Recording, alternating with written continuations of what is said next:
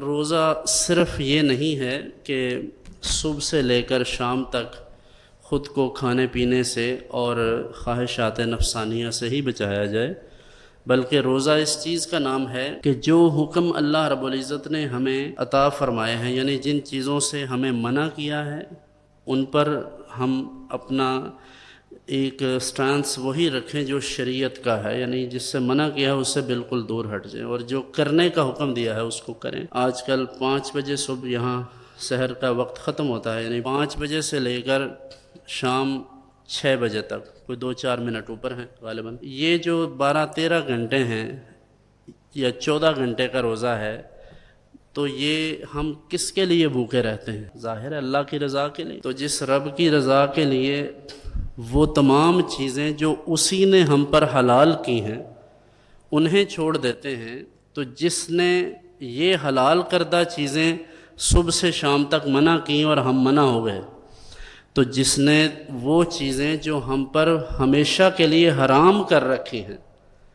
پھر اس کے حکم کے مطابق وہ حرام کی ہوئی چیزیں کیوں نہیں چھوڑتے؟ چغلی ہے، جھوٹ ہے، دوسروں کی کردار کشی ہے۔ اب اگر ایک شخص روزہ رکھنے کے باوجود گالیاں بکتا ہے تو اس کا کس چیز کا روزہ ہے؟ کیا اللہ رب العزت کو اس کے بھوکا اور پیاسا رہنے کی کوئی ضرورت ہے؟ ہماری اخلاقیات کا عالم یہ ہے کہ میں ایسے 20 لوگوں کو جانتا ہوں جن کی داڑیاں ایک مٹھی سے زیادہ ہیں، لیکن وہ جھوٹ بھی بڑی ڈٹائی کے ساتھ بولتے ہیں،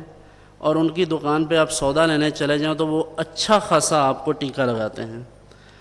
تو جب آپ داڑھی رکھ کر،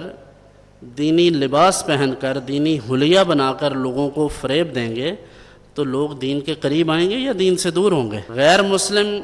اپنے ملکوں میں لکھ کر لگا دیں کہ رمضان میں چیزیں آپ نے مہنگی نہیں بیچنی۔ تو یہ مانچسٹر میں نے پہلے بھی عرض کیا تھا کہ وہاں وہ پہلے سے ہی لکھ کر وہ لگا دیتے ہیں کئی جگہوں پر کہ رمضان کی یہ آفرز ہیں، اور ہمارے ہاں لوگ باقاعدہ پہلے سے اپنے استرے تیز کر لیتے ہیں کہ لوگوں نے آنا، ان کو ذبح کیسے کرنا ہے، چھریاں تیز کر لو اچھی طرح۔ اور جو پھر حالت ہوتی ہے مارکیٹ میں، آپ پھل لینے چلے جائیں، کوئی چیز خریدنے چلے جائیں، جھوٹ بول بول کر اس کے نرخ بڑھا کر لوگ دوسروں کو ان کا استحصال کرتے ہیں۔ تو اس لیے میں تو اکثر انہی باتوں پر زور دیتا ہوں کہ جب تک آپ اپنی اخلاقیات کو درست نہیں کریں گے آپ کبھی کامیاب نہیں ہو سکتے۔ ہمارے ہاں اسلام کی تعبیر اور تشریح بھی یہی ہے کہ اسلام اس چیز کا نام ہے کہ ہم نماز پڑھیں، ہم روزہ رکھیں، ہم داڑھی رکھیں، ہماری شکل سے یہ لگے کہ یہ مسلمان ہے۔ یہ بہت اچھی بات ہے، ایسا ہونا چاہیے، آئیڈیلی یہی ہونا چاہیے، لیکن اس سے بھی زیادہ ضروری یہ ہے کہ آپ کے کردار سے، آپ کی حرکات و سکنات سے، آپ کی باتوں سے، آپ کے لین دین سے یہ پتہ چلنا چاہیے کہ یہ مسلمان ہے۔ آپ کسی کے ساتھ کوئی لین دین کا معاملہ کریں تو کوئی یہ نہ کہے کہ یار اس نے کیا کر دیا۔ آپ میری تقریر سننے آ جاتے ہیں اور جب آپ کی کوئی شکایت لے کر آتا ہے کہ جناب اس بندے نے ہمارا 20 لاکھ روپیہ دینا ہے، تو میں حیران ہوتا ہوں کہ پھر آپ مسجد میں کیا کرنے آتے ہیں؟ کسی نے بہت اچھی بات کی تھی، اس نے کہا تھا جو لوگ ہمیں سارا دن دھوکہ دیتے ہیں، ہمارے خلاف جھوٹی FIRیں کٹواتے ہیں اور ہمارے اوپر ظلم و ستم کرتے ہیں، جب ہم مسجد میں اللہ کے حضور ان کی شکایت کرنے آتے ہیں تو وہ مسجد میں ہم سے پہلے موجود ہوتے ہیں۔ اس لیے روزہ صرف بھوکے اور پیاسے رہنے کا نام نہیں ہے، بلکہ روزہ